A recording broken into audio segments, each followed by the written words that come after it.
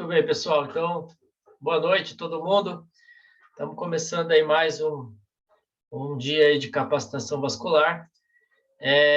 O tema de hoje é um tema bem interessante, então liberei a entrada na sala aqui agora automático para que não precise ficar liberando. Vamos seguir aí no mundo das coberturas e curativos. Então, o tema de hoje é curativos e coberturas, para a gente no cuidado aí das feridas e das lesões de pele. Então, o que é uma cobertura ideal, né? Nossa, quantas características a gente avalia aí quando a gente decide quando vai escolher uma cobertura, né? Então, a cobertura ideal, ela tem que ter aí o mais próximo possível aí dessas 18 características, né? Ela tem que remover exudados, ela tem que manter alguma umidade, tem que ter troca gasosa da ferida, tem que fornecer um isolamento térmico, não pode deixar as bactérias entrarem, não pode ser o próprio curativo um contaminante, ele tem que ser fácil de retirar sem causar um trauma, então ele não tem que ser tão aderente, tem que ser impermeável às bactérias, então capaz de manter alta umidade, não tóxico, não alergênico, confortável e adaptável, tem que proteger de novos traumas, isso é muito importante, quanto menos trocas, melhor, mas também tem que pesar o custo-benefício, tem que ter um prazo de validade longo e tem que ser disponível tanto no hospital quanto na comunidade. Então, são bastante características aí para ser pesadas na hora de decidir aí qual cobertura ideal você vai indicar para o paciente. Então, só para relembrar as 6 características da úlcera, né? Então, a localização, tamanho, a profundidade, as bordas, o que drena da lesão, se espontaneamente ou a expressão e o tipo do tecido do fundo da base da ferida, eles também interferem aí na decisão de qual tipo de curativo ou cobertura a gente vai utilizar. De novo, então, reforçando algo que a gente já tem falado há bastante tempo, que toda úlcera tem que ter esse acrônimo aí, o TIME, na cabeça quando você olha para uma ferida. Então, tem que ver se necessita de debridamento de tecido, se a infecção está controlada, se a umidade está ok e se as bordas aí estão sendo ajudadas para promover uma boa cicatrização. Então, tipos de curativos ou coberturas. Olha, nós temos aí, então, praticamente 23 tipos, são bastante tipos de coberturas aí para decidir. A gente vai falar de uns mais antigos e os mais super modernos aí, tem curativo que tem no máximo 10 anos, que ainda nem chegou no Brasil, mas vamos comentar sobre todos. Então, o primeiro, como não podia deixar de ser, o mel, né? Então, o próprio mel já foi utilizado como curativo, como cobertura há milhares de anos. Tem relato aí desde a época dos egípcios, que eles usavam aí o mel, até colocava no umbigo do recém-nascido, é o tratamento mais antigo que existe no tratamento da ferida. Ele reduz indiretamente o odor da ferida por 2 métodos, porque ele tem propriedades antimicrobianas e por ser uma fonte alternativa de nutrientes para bactérias presentes na ferida. Então, ele induz a produção de ácido lático dessa forma, em vez de compostos de enxofre. Então, melhora o cheiro dessa forma. Ele cria um ambiente úmido, então, por ação osmótica, e ele dificilmente macera as bordas. O exudato da ferida pode diluir a atividade antibacteriana do mel ou eliminá-lo. Então, o mel é melhor embebido em um curativo e coberto com um curativo secundário, em vez de aplicado diretamente na ferida. Então, como o alginato, enriquecido em mel, é uma opção aí que existe e não é, assim, curativo da vovó, baseado em evidência, só que a gente tem que utilizar os esterilizados, né? Não adianta ir lá pegar a casa da abelhinha lá, a colmeia, pegar o mel e colocar na ferida, que isso ele não está esterilizado assim. Então tem que ser um curativo estéril. O açúcar, né? Outro curativo antigo, essa já foi muito utilizado no passado e ainda é utilizado hoje em dia muito na medicina veterinária, porque os custos dos curativos são muito altos, as pessoas às vezes não decidem investir aí em curativo de bichinho, então o açúcar é um curativo bem interessante, como dá para ver na figura aqui, que ele ele está coberta a ferida, então tem que usar em grande quantidade, né? Então, bastante quantidade. E qual é o problema do açúcar? Com o exudato, ele dilui, então as trocas têm que ser muito constantes, a ponto de ter que ser até 6 trocas no dia, né? Então, dependendo da saturação do açúcar, a gente precisa trocar muitas vezes ao dia, então acaba sendo inviável aí. Se a gente for pensar nas características da cobertura ideal, ele perde aí no sentido de trocas frequentes. Ele foi muito usado na década de 80, ele pode ser usado para reduzir o odor também, ele reduz o crescimento bacteriano por efeito osmótico, e como eu disse, ele é rapidamente diluído após a aplicação e precisa de reaplicação frequente. Daí isso é ruim porque acaba atrapalhando, aí é muito difícil o cuidado. A gente pode usar uma vaselina com glicerina junto com açúcar para criar uma pasta e tentar melhorar aí a permanência do próprio açúcar no leito da ferida. Ele é útil em lesões com pseudomonas ou infecções graves em feridas de espessura total. Feridas contaminadas grandes e altamente extrativas que precisam de limpeza e debridamento. Agora, vindo mais para a modernidade, a gente tem o próprio micropor, né? Então, a fita adesiva de papel, o micropor, ele é um curativo. Ele é uma cobertura. A vantagem é que não causa alergia e ele fornece suporte para as feridas. Ele não absorve nada, então não adianta usar isso no local que você estima que pode vir a ter um exudato. Então, é indicado para pequenas feridas e a gente não usa em feridas grandes ou exudativas. Então, é um curativo, por exemplo, que a gente usa no curativo da cirurgia de varizes, né? As microincisões, a gente pode colocar o micropor. Existe aí uma discussão sobre o micropor, o uso do micropor estéreo ou não, né? O que a gente sabe é que o rolo de micropor aí, a partir da segunda ou terceira volta do micropor, ele não está mais estéreo e ele sempre foi usado e sem maiores complicações no passado, mas hoje em dia a gente não pode usar o micropor com a ideia de que ele está estéreo, né? Então, não é esse mais o uso. Então, exemplos aí de uso do micropor, a gente pode colocar ele diretamente no corte, né? Só que ele não absorve nada, ele serve mais para manter a estrutura do local, dar suporte à pele ao redor do corte e tentar manter as bordas coaptadas, né? Mas não pode ter exudação. A gaze. A gaze é o curativo padrão aí, desde 1891, um curativo muito antigo. Ele fornece uma almofada protetora aí ao curativo, né? Então, ele serve para feridas limpas ou exudativas leves, como incisões na pele ou até bandagens cirúrgicas. Fez um local aí que você estima que pode ter alguma exudação, você usa a gaze. Podem ser úteis para manter o leito da ferida úmido, sem impregnado com vaselina, então a gente vai ver mais para frente outros tipos de gases, compostos iodados ou outros materiais. A vantagem é que o custo é baixo, você pode moldar a gaze com vários formatos e dimensões, e você também pode usar a gaze com outros curativos, isso daí é uma facilidade da gaze. A desvantagem é quando ela resseca e você tira, o paciente tem dor, e então eles são debridantes não seletivos.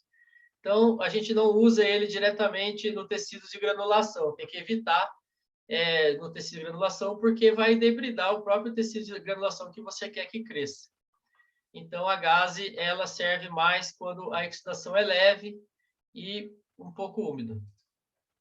Existem gases impregnadas, né? Então, a gente percebeu-se então que a gaze tinha algumas vantagens como custo, mas faltava, então, esse debridamento que a gente não quer que ela faça. Então, hoje em dia, a gente tem gaze com hidrogel, gaze com hidrocoloides, gases, então, impregnadas, que elas tendem a causar menos debridamento, arrancar menos tecido de granulação. Então, a gase impregnada, existe essa daí também com parafina, ela pode ser impregnada com antissépticos ou antibióticos. Ela, dessa forma, reduz a adesão à ferida e o ambiente úmido auxilia na cura. O problema é que ela absorve muito pouco exudato. O exudato tem que ser leve, ela, apesar de você observar assim, que ela seja tipo uma compressa, um pano, mas ela absorve muito pouco. Então, geralmente, em cima da gaze, vai precisar de um outro curativo se a exudação estiver alta. ela pode induzir alergia ou retardar a cicatrização se ela tiver sido impregnada com alguma coisa.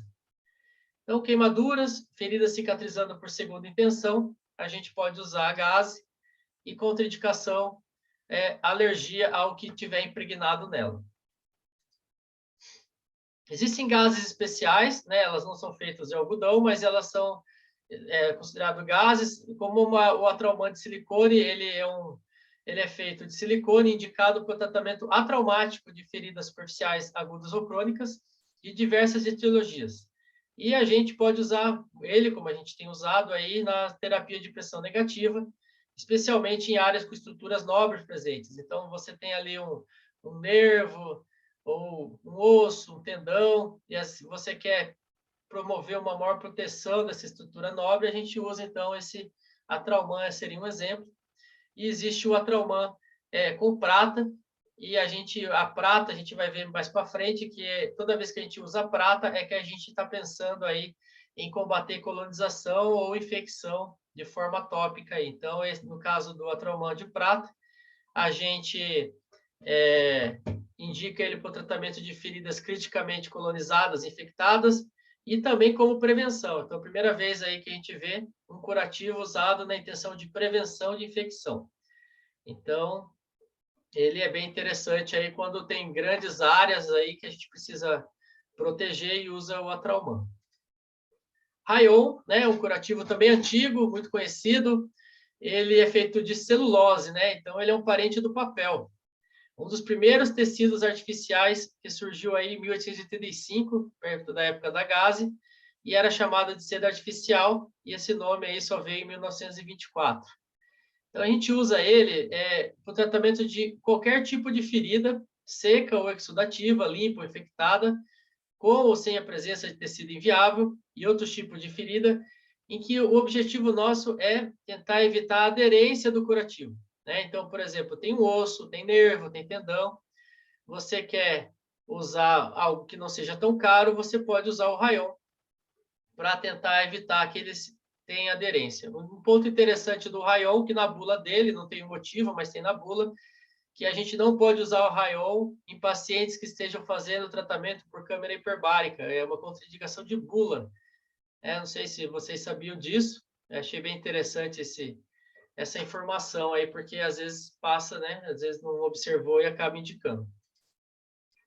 E agora, né? Então, um pouquinho mais tecnologia, a gente vai para os filmes, né? Então, os filmes também muitos já usaram aí o hidrofilme, o Opsite, o Tegaderm, né? Então, são os filmes, então, eles são finos, eles são semipermeáveis, eles são adesivos e transparentes e feitos de poliuretano.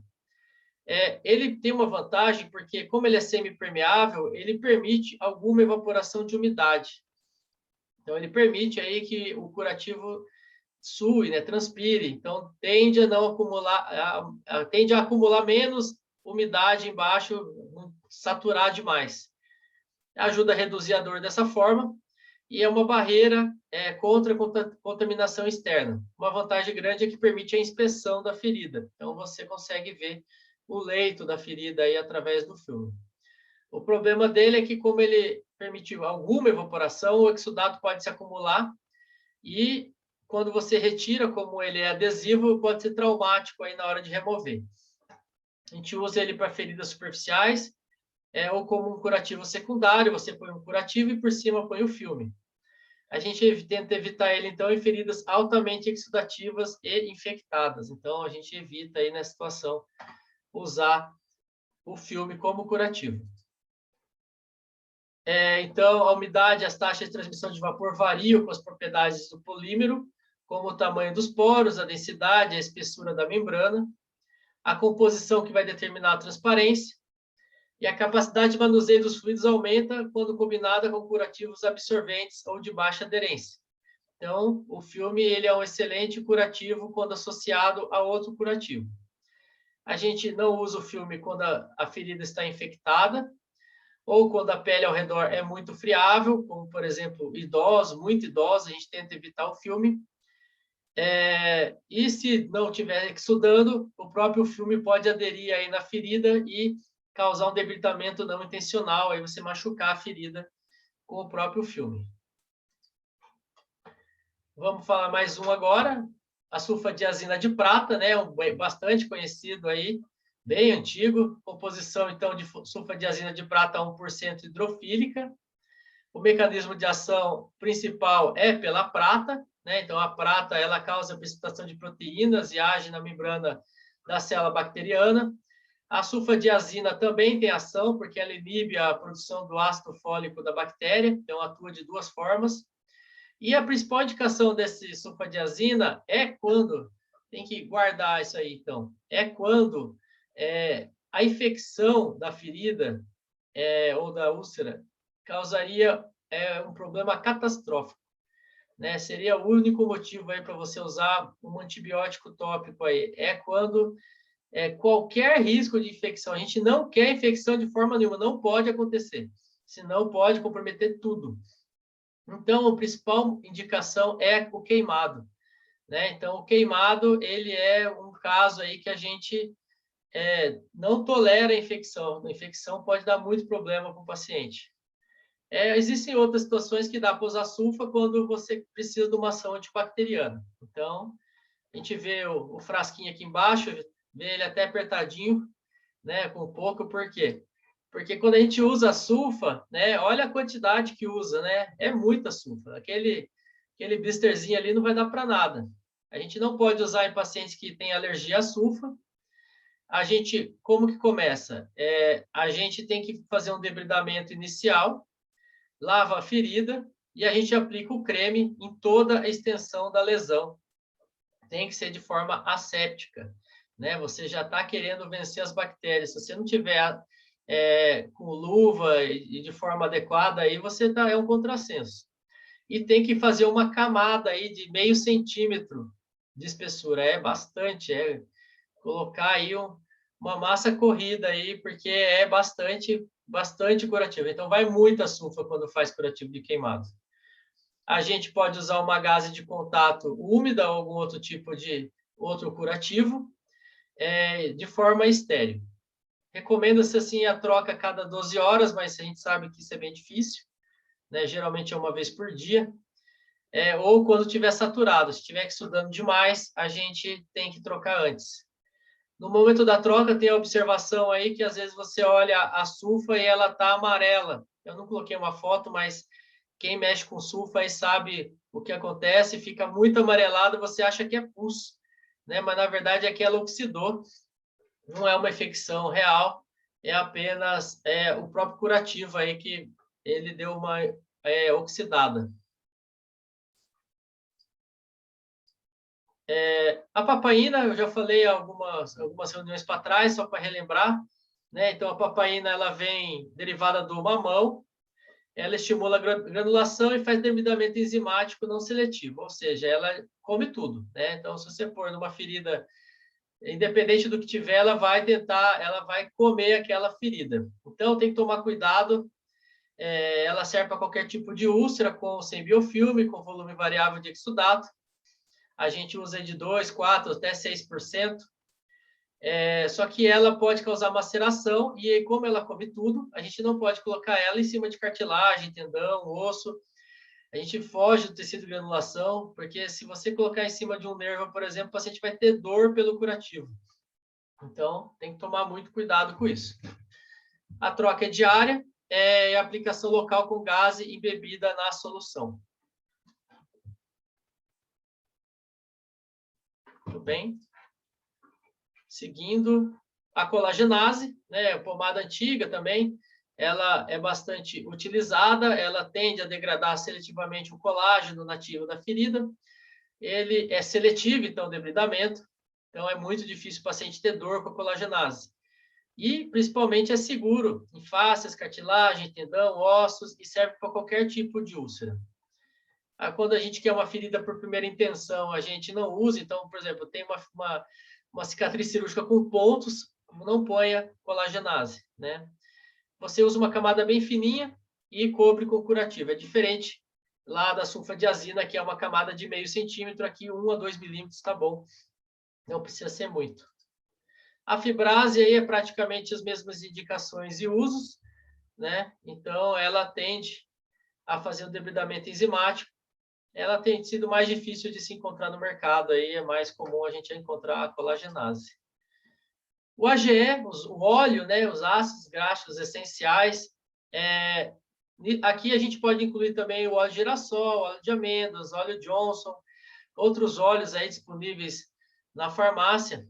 Então, a composição então, é óleo vegetal, e esse do AGL é enriquecido aí com ácido linoleico, caprílico, cáprico, vitaminas A, E, lecitina, né? Tudo na intenção de forma tópica, fornecer nutrientes para a ferida. E também ele promove, então, a quimiotaxia e a angiogênese, formação de novos vasos. Ele mantém o meio úmido e acelera o processo de granulação. A gente pode passar ele na pele íntegra, mesmo na pele íntegra tem grande absorção, ele forma uma película protetora na pele e dessa forma previne as escoriações simples e nutrição celular local. Então, o óleo também é usado para prevenção de úlceras de pressão. Então, é interessante aí, usar o óleo como um curativo de prevenção, né? Então, não só na ferida aberta ou úlcera grande, a gente tem que passar ele na pele íntegra. Como tem origem biológica, aí é um óleo vegetal, tem o risco da alergia. Então, é aquele paciente que passa o curativo com óleo, a ferida volta pior. O que aconteceu? Nossa, infectou. Não, tem que pensar também que pode ter sido o próprio curativo, o óleo aí que causou a piora por alergia. A ferida não coça todo dia agora, depois que está usando óleo. Então, é alergia ao óleo. Como que a gente usa? A gente remove o exudato, o tecido cristalizado, espalha o AGE no leito da ferida, ou tem que ser no leito da ferida no caso, então, ou em gás, a gente impregna gás aí com AGE estéreo, mas tem que manter a ferida úmida até a próxima troca. Então, a gente põe uma gaze com óleo e por cima dela a gente põe uma gaze seca para absorver os exudatos. Então, a gente não usa o curativo inteiramente impregnado de óleo, né? Tem que usar 2 curativos aí, um com uma função de hidratação e o outro com a função de absorção do exudato.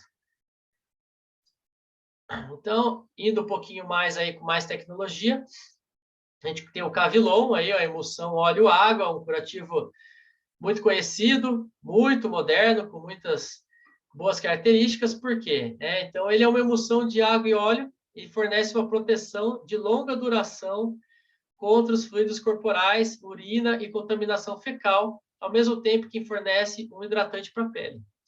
Então, ele previne assaduras, né, por fezes, por urina, né, o vozinho lá que fica de fralda há muito tempo, você pensa, meu Deus, esse daí vai fazer assadura. Então, o Cavilon é excelente por criar uma barreira na pele. Então, ele previne a machucado. Qual é o problema dele? Ele é caro, né? Então, ele é um curativo bem caro, um frasquinho desse aí da foto aí, uns 150, 200 reais, fácil. Né? Então, mas ele tem a vantagem de não obstruir, nem interferir na absorção das fraldas, né? Com o paciente incontinente. Ele requer aplicação pouco frequente, pois ele resiste à lavagem, então o paciente toma banho, o Cavilon continua na pele, e você consegue fixar fitas curativas em cima do local. Então, ele não é igual um óleo aí que fica, você vai fazer um curativo, ele escorrega o micropor. Então, ele ajuda nesse aspecto de não interferir na adesão. Então, ele protege a pele de pacientes incontinentes, né? E a gente usa ele na pele intacta. Então, é importante isso, é para a pele intacta. Então, como precaução, tem que ficar atento às sensibilidades aos ingredientes. Alguns produtos adesivos, ele até piora, ele faz mais adesão aí do microporo, em alguns casos, algumas marcas. Então, tem que tomar cuidado aí quando usa em pacientes com a pele frágil, não usar o Cavilon, porque pode até aumentar aí a adesão do curativo.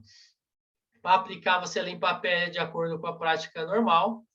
Aplica o produto com moderação para cobrir toda a área de pele suscetível. Se a sensação for oleosa, então você aplicou e está brilhosa a pele, você aplicou demais, não é tanto assim que usa. Ele resiste à remoção por 4 a 5 lavagens, então você faz as contas, isso daí pode dar 2, 3, 4 dias de um uso só, de manter a proteção da pele. Então, o Cavilon usado para proteção, pode ser usado nas bordas de feridas também, na pele íntegra, na intenção de proteção de pele. O dexpantenol, né? Então, o Bepantol aí, ele é também excelente. Então, você usou o Cavilon lá, só que esqueceu de fazer o retoque aí depois de 4, 5 dias e acabou fazendo dermatite aí, assadura de fralda. Fez fissuras, né, da pele, da região anal aí, então o Bepantol aí no caso, o dexpantenol é excelente nesse aspecto, porque além de hidratar, ele trata e previne novas assaduras. Então, o paciente aí você troca pelo Bepantol ou dexpantenol, e ele, então, ele trata e previne fissuras, né, de mamilo, lábio, região anal. Então, ele serve para peles secas, né? Então, a gente usa ele para hidratação. E ele tem a característica interessante de tratamento, de transformar em vitamina B5, né? Então, ele ajuda na regeneração natural da pele, hidrata a pele, contraindicação é alergia. Então, a gente, como quase todos, tem que ficar atento. Às vezes passa ele e piora a situação. No fundo, é uma alergia à pomada, ao curativo. Tudo bem, pessoal. Aqui o Zoom deu tempo.